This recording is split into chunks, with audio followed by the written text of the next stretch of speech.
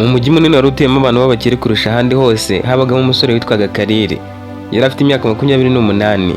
Yari yarakijijwe no gukora ubucuruzi mu by'ubwikorezi, amasosiyete n'ishoramari, ku buryo yaratunze ibintu abantu benshi bagera hari uko bakuze cyangwa bakazapfa batabigezeho. Yari afite amazu, imodoka zihenze, amasambu n'abakozi amagana. Ariko icyatangazaga abantu si ubukire bwe gusa, ahubwo ni n'umutima we mwiza.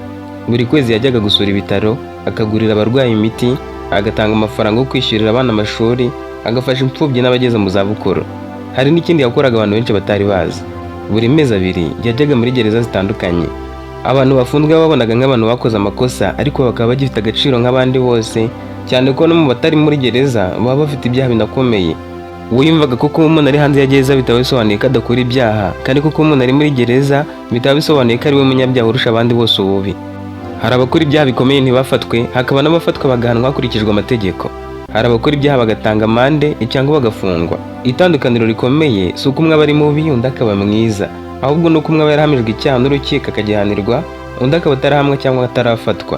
Hari n'abandi bakora ibyaha buri munsi batigera binjira muri gereza. Hari abambura abandi amafaranga, ababeshya bakabashora mu gihombo, ababeshya abo bakundana bakabasigira ibikomere by'amarangamutima, abangiza amazina y'abandi, abariganya cyangwa bagakoresha nabo ububasha bafite.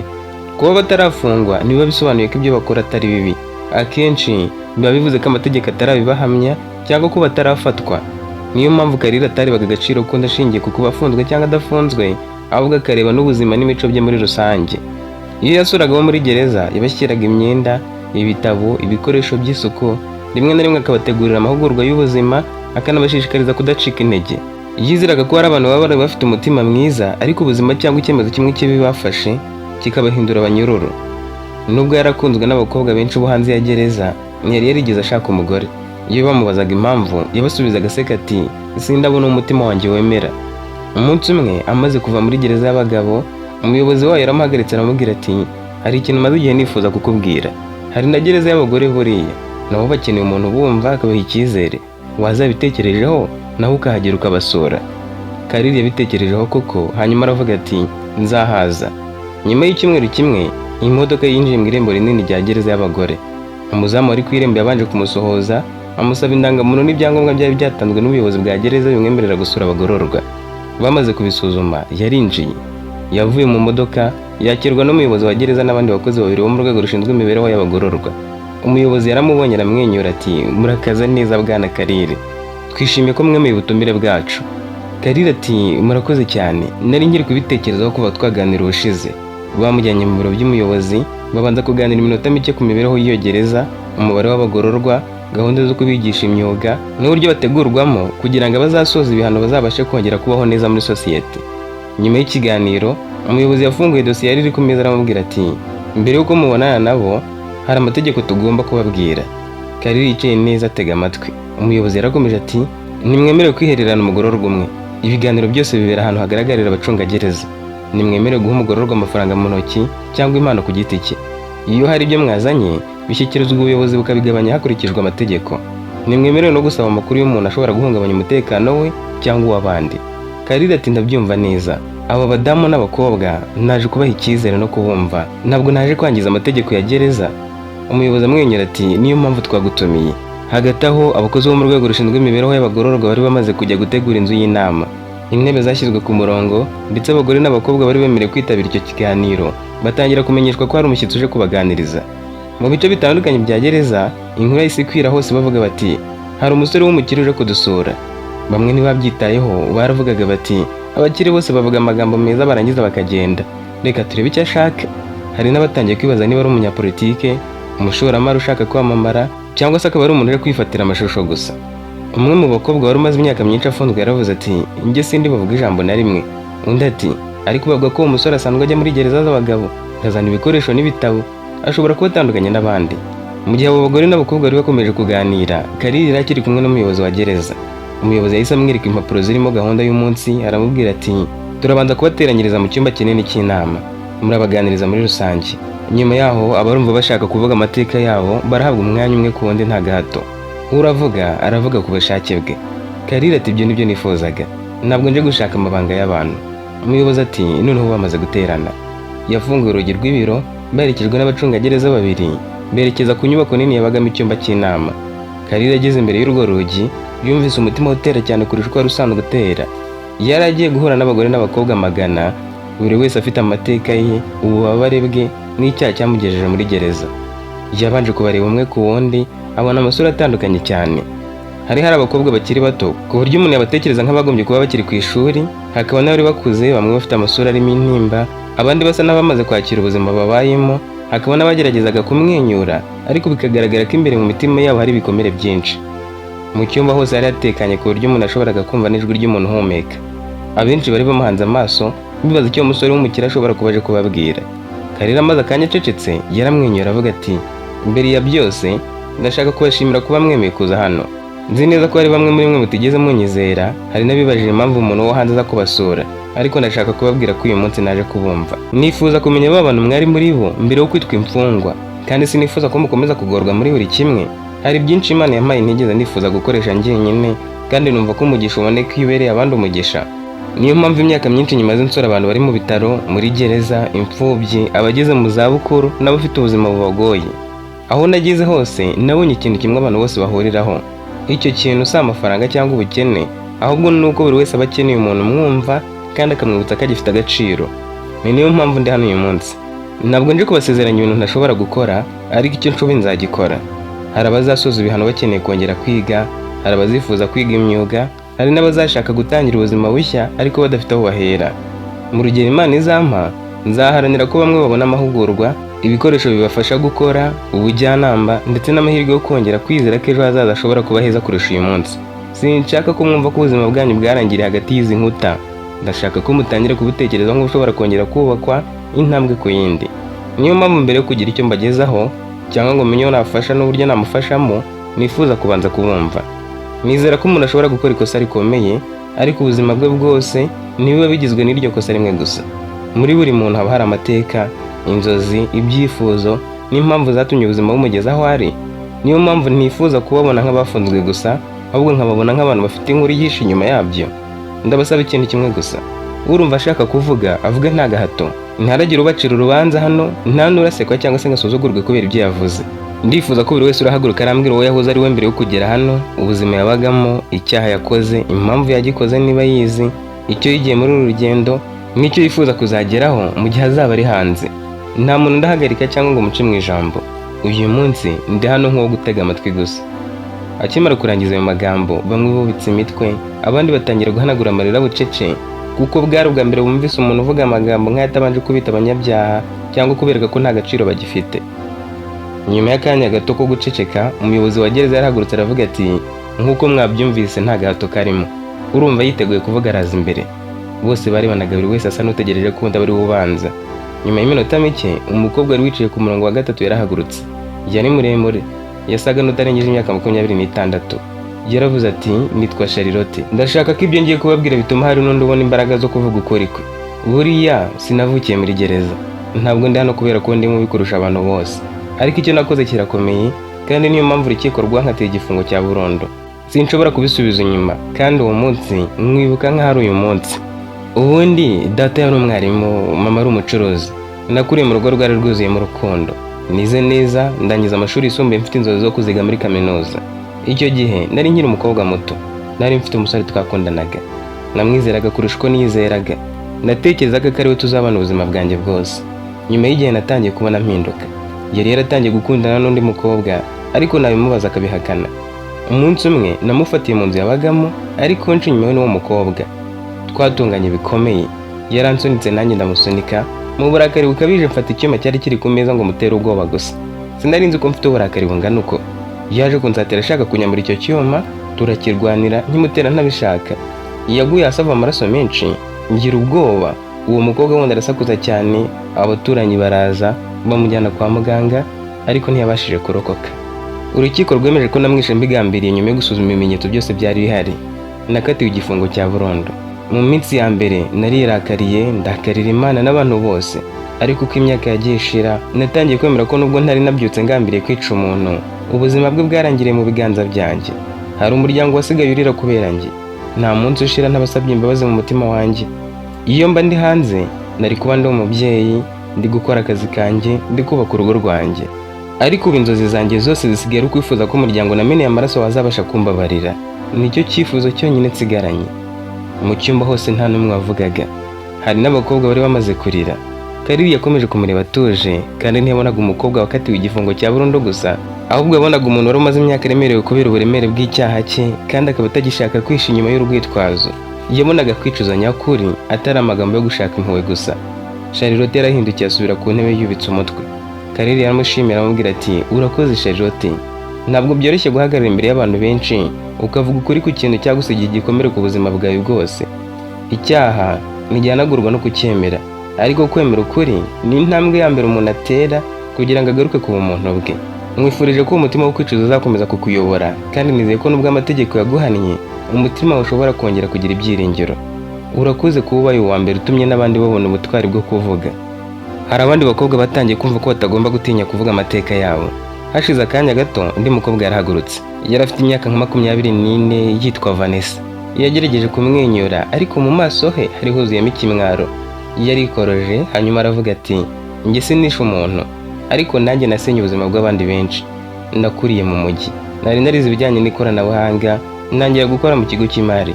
Umushahara wabanje kuba muto kuko nibwo nari ngitangira akazi, ariko njye nifuzaga ubuzima bw'abakire nkiri muto. Nashakaga gukira vuba.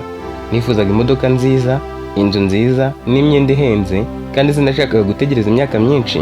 Hari umugabo rero twakoranaga wanyegereye ambwira ko hari uburyo bwo gukura amafaranga kuri konti z'abakiriya bacu ku buryo batabibona. Yambwiye ko nta muntu uzabimenya.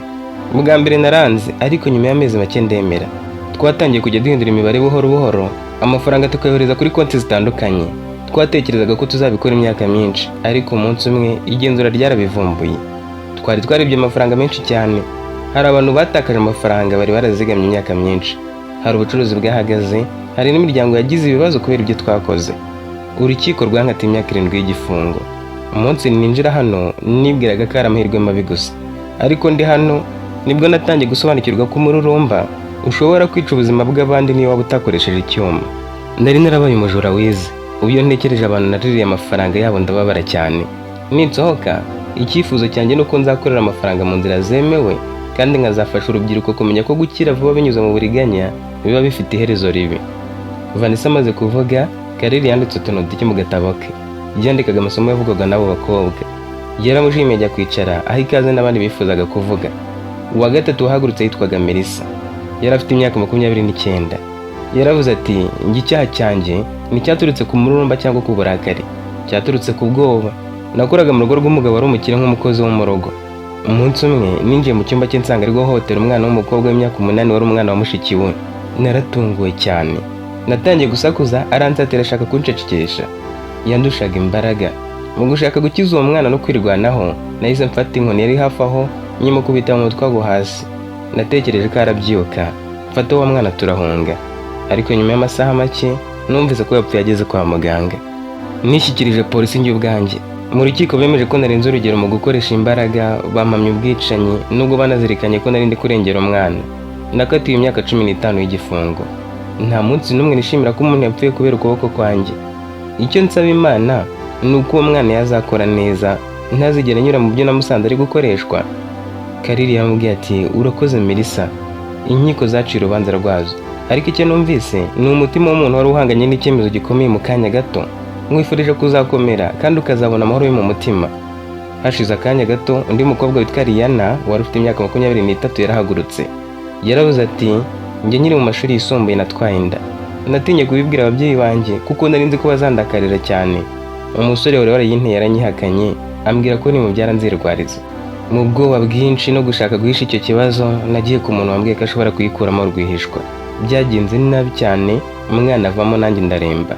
Iperereza ryarakozwe, urukiko rumpamya icyaha cyo gukuramo inda mu buryo bunyuranyije n'amategeko nk'uko amategeko yabivugaga icyo gihe. Rwankatiye imyaka 7 y'igifungo. Ubwoba bwanjye bwansunikiye gufata icyemezo kibi. Wenda iyo nza kugira umuntu umwe wo kunyumva, sinari gufata iyo nzira. Nifuza kuzasoza igihano cyanjye, nkajya ngira inama abakobwa kugira ngo batagwa mu makosa naguyemo. Yahanaguye amarira arongera aricara. Karira mureba yaravuze ati urakoze Rihanna. Hari abantu benshi bafata ibyemezo bibi kubera ubwoba. Mwifurije ko ubuzima bwawe bwazagira icyo busigira abandi, kugira ngo amakosa yawe abe isomo ribarinda kuyagwamo. Uwa gatanu hagurutse yitwaga Meli. yari afite imyaka 27. Yarebye hasi hanyuma aravuga ati njye sinigeze ntekereza ko ndisanga muri gereza. Nkiri umunyeshuri muri kaminuza naryamanye n'umusore twakundanaga, ariko amaze kumenya ko ntwitaranyaga anambwira ko uwo mwana atamwitayeho. Nabyari mu bwihisho nijoro ni njyenyine. Nafashe umwana musiga mu gihuru hafi y'umuhanda ngenda niruka. Natekerezaga ko arahita apfa, nibwira ko aribwo buryo bwo guhisha isoni zanjye, ariko Imana yakoze igitangaza. Mu gitondo hari umugore wari ugiye guhinga wumvise umwana arira, amutora akiri muzima. Polisi yakoze iperereza iza kumfata ndi mu bitaro aho nari najyanywe kubera kuva amaraso menshi. Urukiko rwamamije icyaha cyo guta uruhinja runkatira 5 y'igifungo bitewe n'izindi mpamvu rwashingiyeho, bigatuma igihano kigabanuka. Buri gihe iyo ntekereje uwo mwana ntagize amahirwe yo kurera, nsaba Imana ko yaba yarabonye umuryango wamukunze. Sinzi aho ari, sinzi niba akiriho, ariko nzi ko ndi nyina wamutereranye. Icyo gikomere sinzagikira. Yaracecetse, amarira atangira kumanuka ku matama. Kariri yaramubwiye ati urakoze Mary, hari amakosa akorwa mu kanya gato ariko agasiga igikomere imyaka yose. Mwifurije ko wazabona amahoro yo mu mutima, kandi niba uwo mwana akiriho ndizera ko umunsi umwe azaza kukureba. Hashize akanya undi mukobwa witwa Olivia wari ufite imyaka 30 yarahagurutse. Yaravuze ati njye nacuruzaga imbuto mu isoko. Umunsi umwe twagiranye amakimbirane n'undi mucuruzi dupfa aho dukorera. Byari byaratangiye ari amagambo gusa, ariko uko iminsi yicumaga urwango ruriyongera. Umunsi umwe yongeye kuntuka imbere y'abakiriya. Yaransunitse nanjye ndamusunika. Mu burakari nahise mfata icupa ry'ikirahure ndarimukubita. Byamukomerekeje bikomeye ku mutwe no mu maso. Yaravuwe ntiyapfa, ariko asigarana ubumuga bukomeye bwo kutabona neza ndetse azahorana inkovu z'ubuzima bwe bwose. Urukiko rwamamije gukomeretsa umuntu bikabije runkatira imyaka 10 y'igifungo. Iyo nibutse ko intonganya zasenye ubuzima bw'undi muntu ndababara cyane. Iyo nza kwigendera ntararakara, uyu munsi nari kuba narashatse umugabo.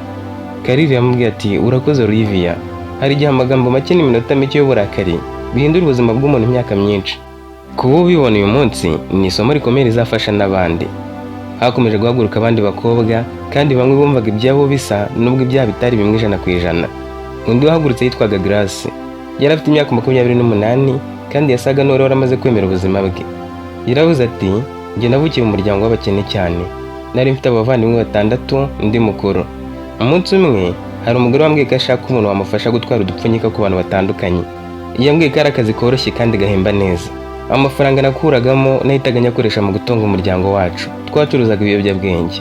Nashatse kubivamo, ariko abo twakoranaga bantera ubwoba, bambwira ko nzabibazwa nibafatwa, ko nyine ari njye bazashinja ko nabivuze mu gihe nabo naritandukanyije nabo. Ndakomeje kubikora mfite ubwoba kugeza umunsi polisi yadufatiye rimwe. Mu rukiko hamwe n'icyaha cyo gucuruza ibiyobyabwenge nkatirwa imyaka 7 y'igifungo.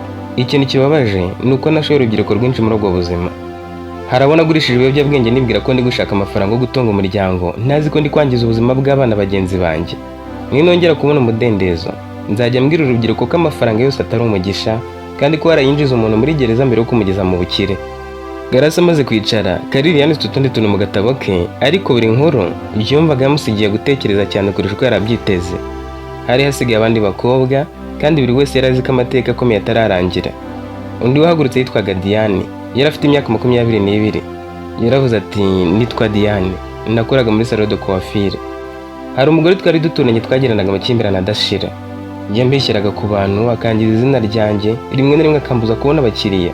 Uko iminsi yagendaga ishira, umutima wanjye wuzuraga urwango. Umunsi umwe nagiye gushaka umuntu uvura gakondo. Naramubwiye nti ndashaka ikintu cyatuma uwo mugore atazongera kumbuza amahoro. Yampaye ifu ambwira ko nishyira mu cyayi cye birarangira. Mu by'ukuri icyo nari ngamije ko ari ukumuroga. Mbere y'uko ayinywa, umwe mu baturanyi yabonye ibyo nakoze ahita atabaza.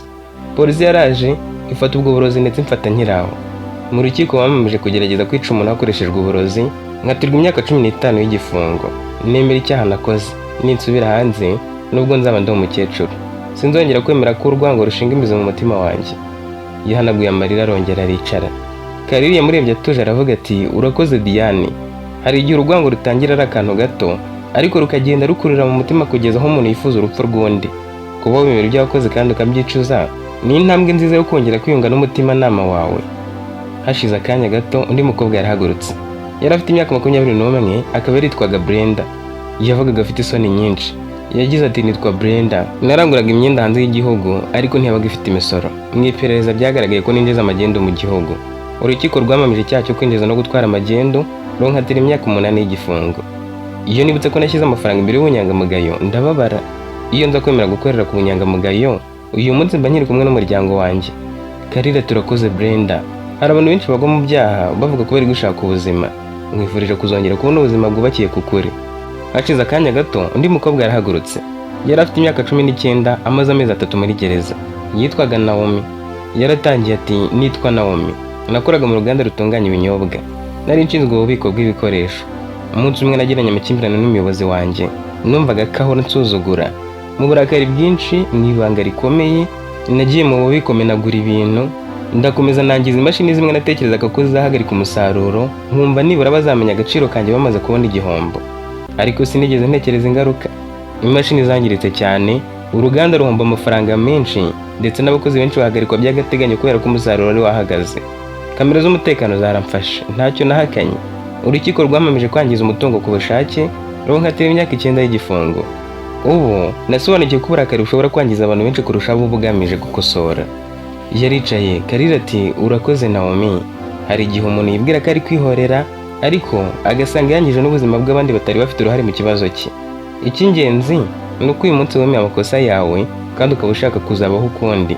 Ibyo nibyo bituma umuntu atangira urugendo rwo kongera kwiyubaka. Abandi nabo barahagurutse bavuga ibyabo. Bari barimo bahamwe n'ibyaha byo gukoresha ibiyobyabwenge, gukoresha inyandiko mpimbano kugira ngo babone akazi n'inguzanyo batari bemerewe, abatanze ruswa, guharabika no gusebya undi hakoreshejwe imbuga nkoranyambaga n'ibindi byinshi.